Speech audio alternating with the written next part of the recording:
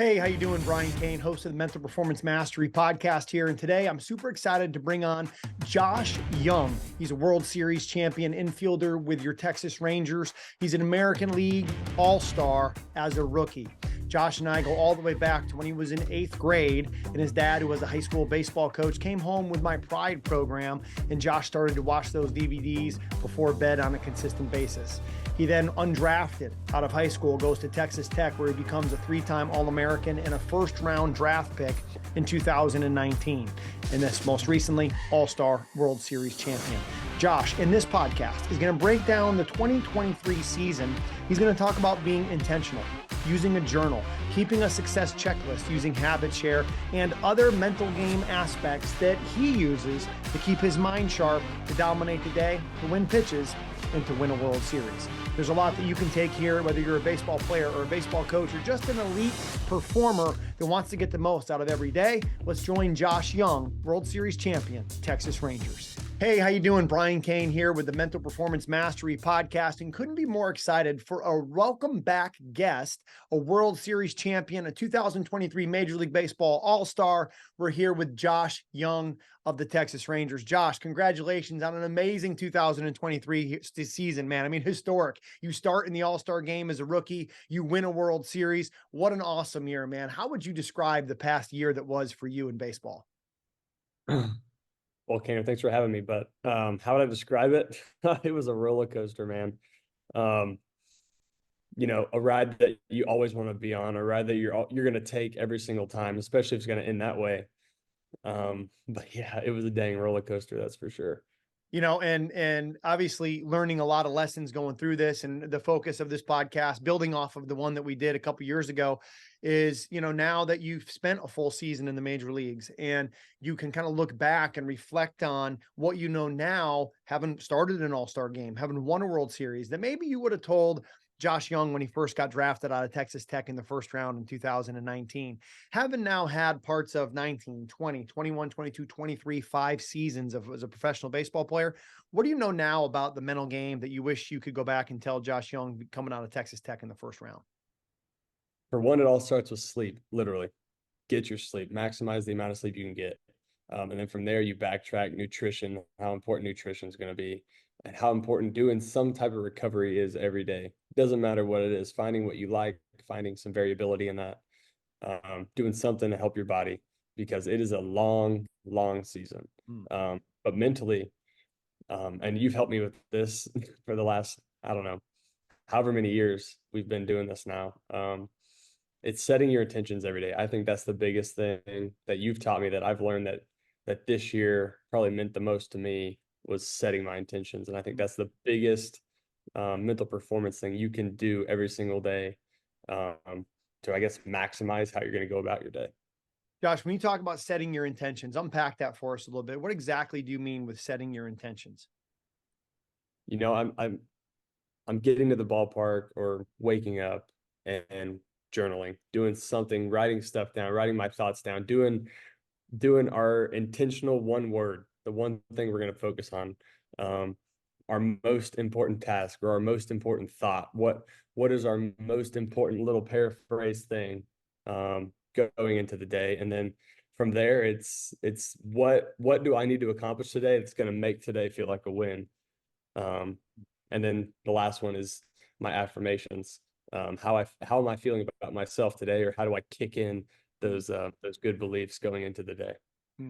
Journaling is something that I think we really emphasized more this year, maybe than since we've, met each other. I think was your sophomore year of Texas Tech. And we go back to, you started getting into the mental game, I think, when you were in 8th grade. Your dad's a high school baseball coach in San Antonio. He comes home with my Pride program from a Texas coaches clinic, I think. And you've kind of been in it for a long time. So we've, known each other since roughly 2016. And you've been doing this probably since about 2010. Journaling, was this something that you felt like really you took to another level in the 23 season? Yeah. Especially when I was going through my injury there, whenever that was August, moving forward, it's just getting my thoughts down on paper.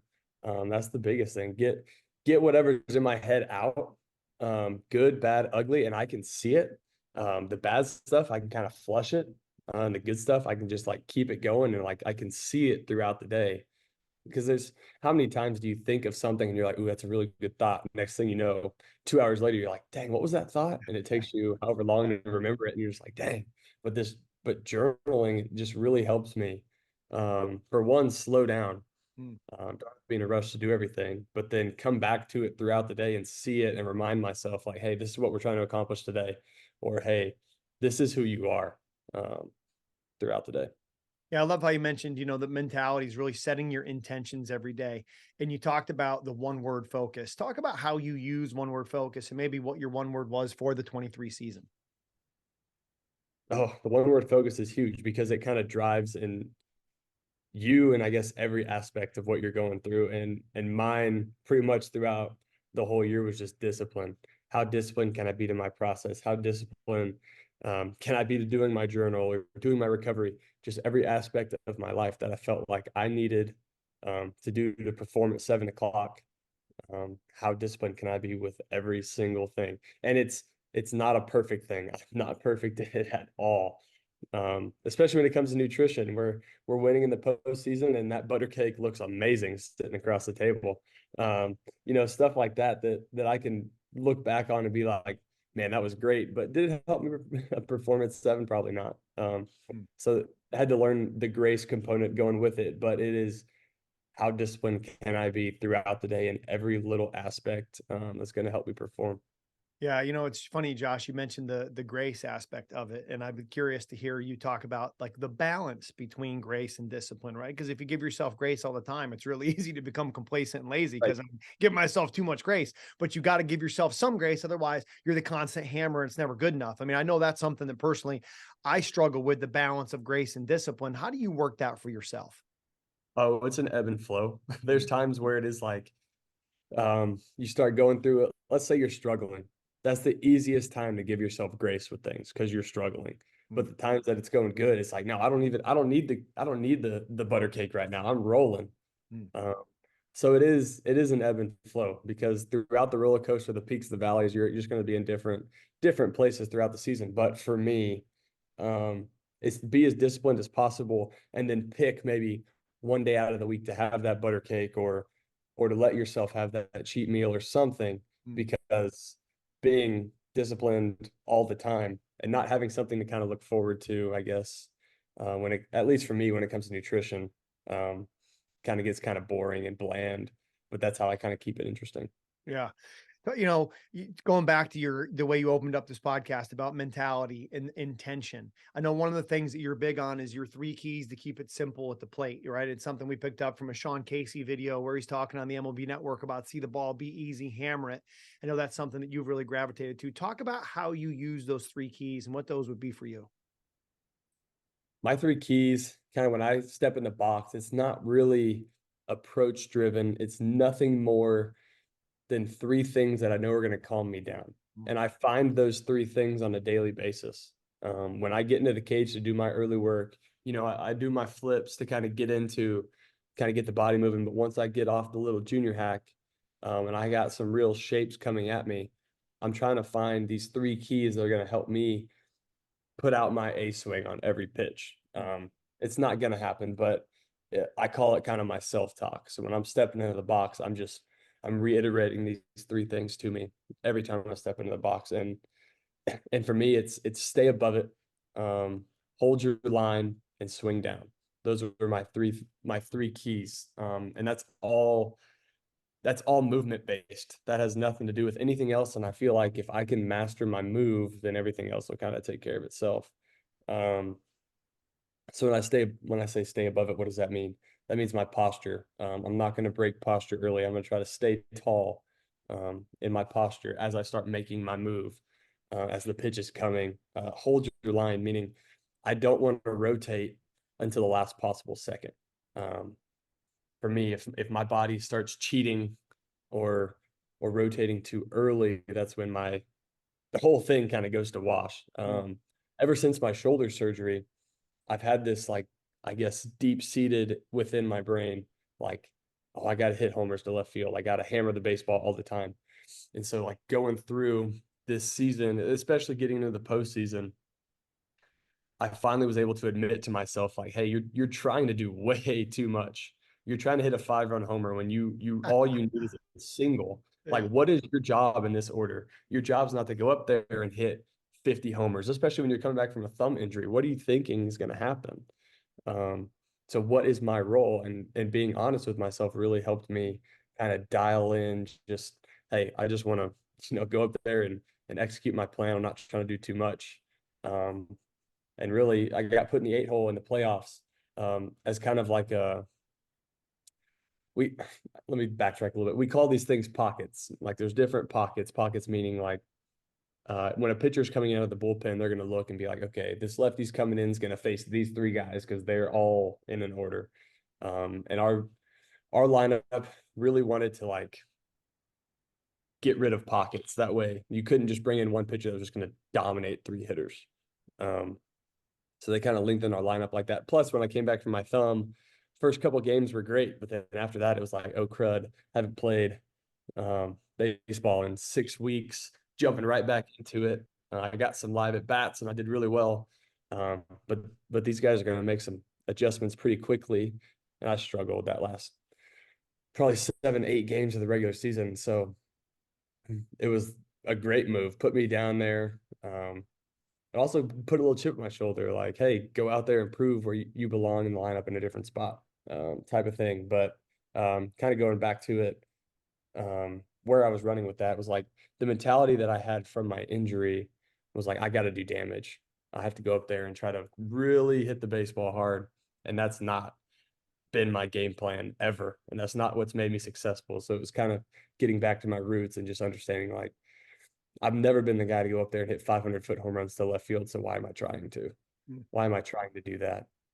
So hold your line's a big thing for me to just stay my line, staying through center field, staying parallel to the batter's box line as long as possible. And then when it's time to rotate through it. And then swing down is just something to keep my swing short. That's a thought that I have that just keeps my hands tight to my body and I don't lose them out in space. And you would write down those 3 keys every day in your pregame journal just to reinforce those for yourself. Yeah, every single day. And sometimes you might need to change it depending on the pitch shape or, you have some history off certain pitchers. You kind of know what they're going to do to you. We call it like a copycat league. Like if one team's having success doing something against you, the other team's going to do it until you beat it. And then they'll make adjustments off that. So this year, if you look at my stuff, you throw sliders down and away, it doesn't matter. I'm probably going to swing at it if it's a strike to a ball or if it's in the zone. And I mean, I saw it all year. I'd make adjustments here and there, and then I'd fall right back into that trap. But you would see it all the time. So when I'd go in and do my early work every single day, it was figure out what keys I needed today, what my self-talk was going to be today. And then I would write it down and try to remember it as I'd go into my game planning stuff. And then when I step into the box, that's where you got to be able to make adjustments too. You go up there, your first at bat, these keys worked for you in the cage, but now the lights are on. You got a guy 6 inches away trying to get you out. You have a catcher calling a game plan against you. How are you going to be successful? And that's where that self-talk can change pitch to pitch. You could walk in and it'd be perfect today, which happens every once in a while, maybe. But most of the time, you're going to have to go sit down and have that honest conversation with yourself, reflect. For me, it's going back and looking at my game plan and telling myself, did I have a quality at bat or not based on my game plan? If I did, great, let's continue it. If not, how do I get better? And then it's like, okay, flush, I got to go play defense now. Yeah, you talked about the quality at bat evaluations post game. How important was it for you, Josh, to evaluate your at bats on a quality at bat? How well I saw the baseball, how deep in the count I took the at bat, the hard contact that I made versus just focusing on the outcome. Yeah, for me, I mean, in baseball in general, you're going to be successful. The greats of this game were successful 30% of the time. So 3 out of 10 at bats, they're going up there being successful. Now you might go up there and hit the ball hard 7 out of 10 times, but usually on the law of averages, say 3 of them are going to fall. And in this game, you can do everything right and get a hit, and you can do absolutely everything wrong and find a hole. So for me, it was when I say quality at bat, it is kind of going off and judging that last at bat on my approach. For one, did I execute what I was trying to accomplish in my approach? And 2, I want to hit the ball hard and let everything else take care of itself. That's just something I focus on that helps me try not to do too much. Mm. When I go up there, it's not about getting a hit, because once you start chasing hits, that's when you start spiraling quicker. Mm. It's not about going up there and doing damage, because once you think about doing damage, next thing you know, you're striking out because you're over swinging. Just go up there, execute my plan, and just try to put the barrel on the ball. And just sticking to your process and your plan. And I know one of the things that you'd also were doing pregame in that journal was writing down affirmations. Could you share any of those affirmations, or also just what you found the benefit of anchoring your mindset with writing those down was? Actually, listening to one of your daily meditations, I started doing the affirmations: I have, I am, I give, and I love. The Um, haggle statements, have, am, give, love. Love it. I would go through and I would just kind of write down kind of everything kind of going through it. So I'll pull up game 5 of the World Series here and see Oh, what I wrote down that day. Game 5, I have a chance to be Captain America on the field today, kind of being one of my kind of heroes, quote unquote. And then I said, I am JJ in November. It was November 1st. We were kind of running with, I am JJ in October. I'm going to yeah. dominate October. Yeah. Kind of giving myself my own little nickname. I said, I give everything in the everything in the task to execute my plan and help the team win. And then I love World Series baseball. I don't feel like there's anything like it right there. When those lights turn on, the crowd starts cheering or booing or whatever they do. It's amazing. And then I kind of wrote one extra thing underneath all that. It said, execute your plan, control what you can control, and just be you. Mm. Love that. I And I wrote know those. one of the things you also talked a lot about was like when you prepare your best, you are your best. Yep. Yeah. Yeah. When I prepare my best, I am my best. That's going in. I mean, that's the discipline aspect right there. Yeah. When I do everything I can within my power to be ready to play at 7 o'clock, whether it's recovery, nutrition, sleep, give myself the best game plan I can, go into the cage and have intentional swings. I mean, that's when I'm at my best, regardless of the results of that game. That's when I'm giving myself the best chance for success. Mm.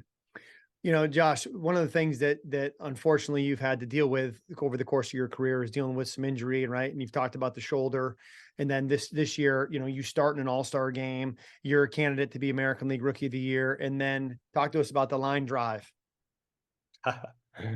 Oh, that line drive. Well, going back to that play, it was first and second, nobody out. Jorge Soler at the plate.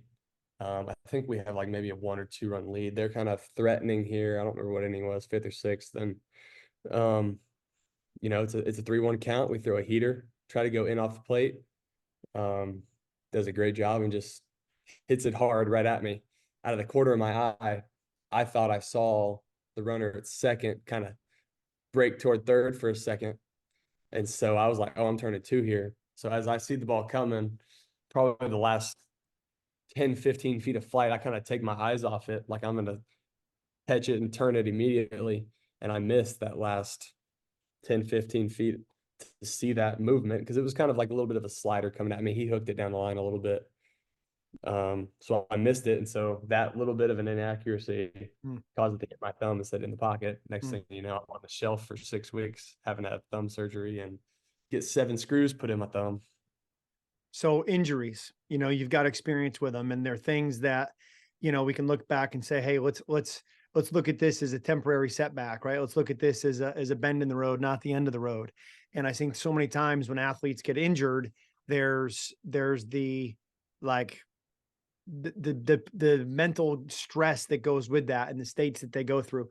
Talk about your experience with injuries and kind of what that roller coaster has been like for you, and then advice that you would give to people that are going through an injury themselves as an athlete.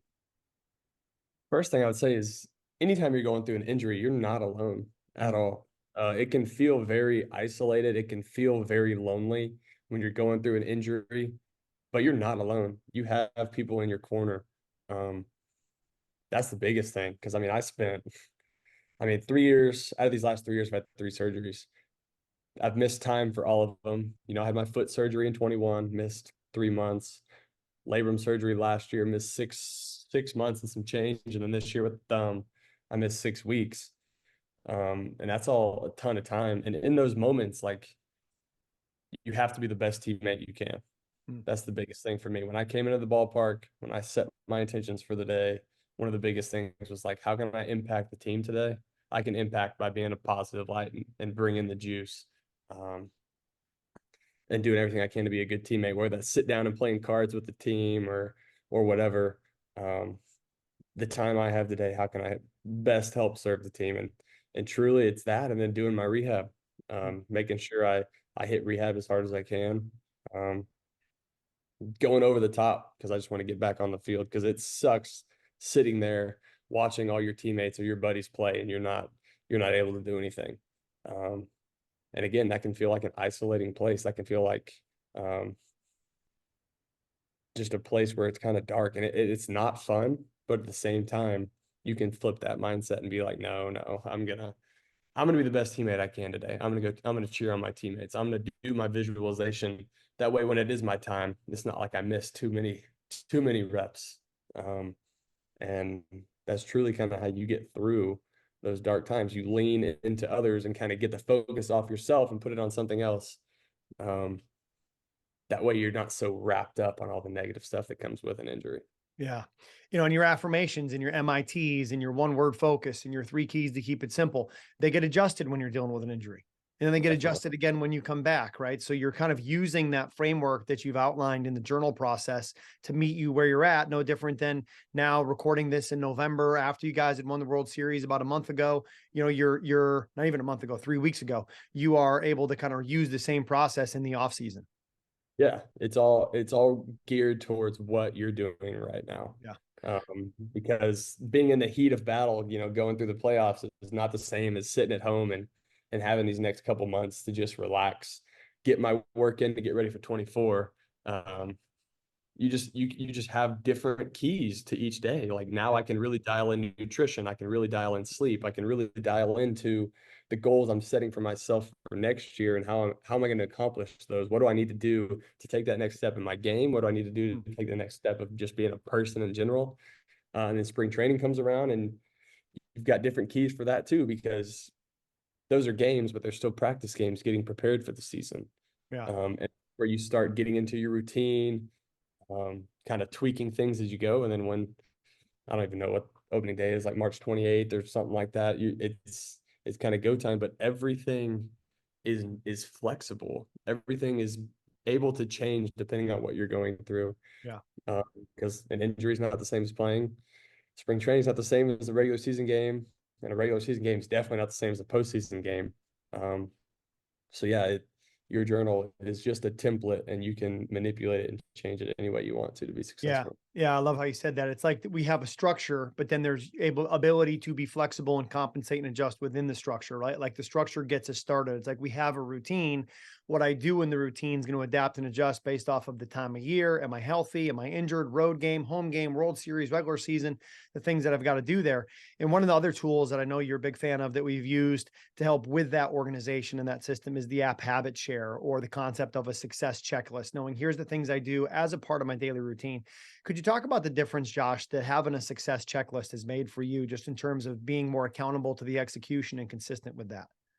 That's the biggest thing. Accountability is everything, truly. Having an accountability partner, something that can hold you accountable and you can reflect inwardly and be like, man, I really need to step it up in this area, or man, I'm doing great. Especially on those days where you go to the park and you're 0 for 4 with 4Ks, maybe you make an error in the field and it's just not your day. And then you go home and you realize, man, I really did kick today's butt. I just didn't perform to the best of my ability. And that's where you can make small adjustments in that area. But you go home and it's like, man, I made my bed.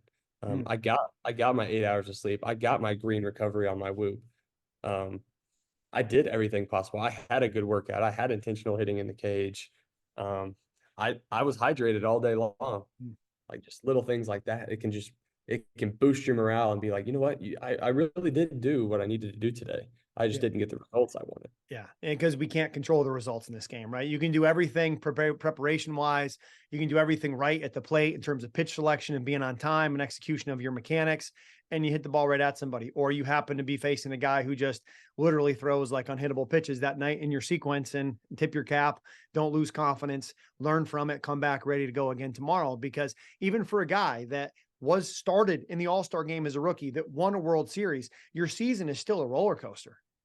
1,000%. There's still a lot of ups and downs, and I think one of the things that helps us with those ups and downs, Josh, is creating a vision of something bigger than ourselves. And I know we spend a lot of time talking about vision boards as a goal setting exercise that says, this is what I want to accomplish. And, on your vision board, you had the All-Star game, check. You had a World Series, check.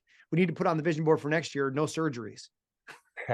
No, Right. no. But talk about the vision board in terms of just the importance of creating a clear goal for yourself, albeit a very big goal.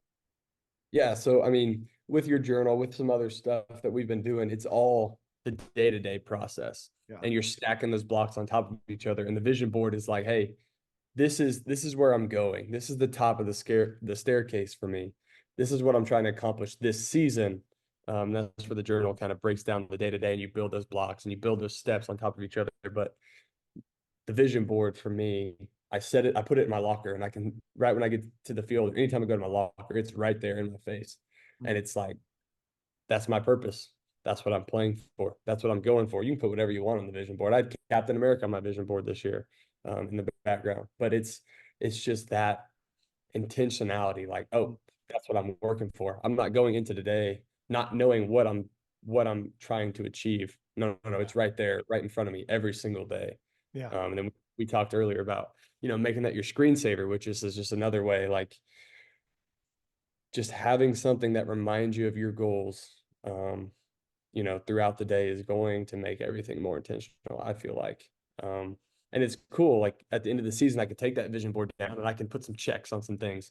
And then let's say in 10 years from now, I got my 10 vision boards and I can go through and be like, yep, there's checks, there's X's, how do we restructure and just keep going? Yeah. Well, someday that man cave that you're going to have is going to have a World Series ring. It's going to have All-Star game jerseys, and hopefully it's got 10 vision boards on there with some check marks on a lot of those things, because I think without a vision, our dreams perish, and it's really hard to hit a target that you can't see. Right. And I don't know how many rookies started in the All-Star game this year. You, Corbin Carroll, maybe Gunnar Henderson, but not a lot. You did. And that's, that doesn't just happen by accident. You know what I mean? Like, you've put a lot of work into that. And, obviously with the Rangers, last question for you would be, obviously, you guys are on the cusp of even making the postseason at the end of the year. You get in, I think, as the number 6 seed, if I got it right, and you go win a World Series. And watching that team and that culture and the energy that you guys had for each other, and then with the injuries that you had in the World Series, right? Two of your biggest guys go down.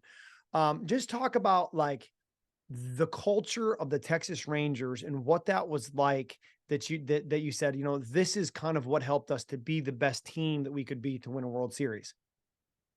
Truly, we had a remarkable season.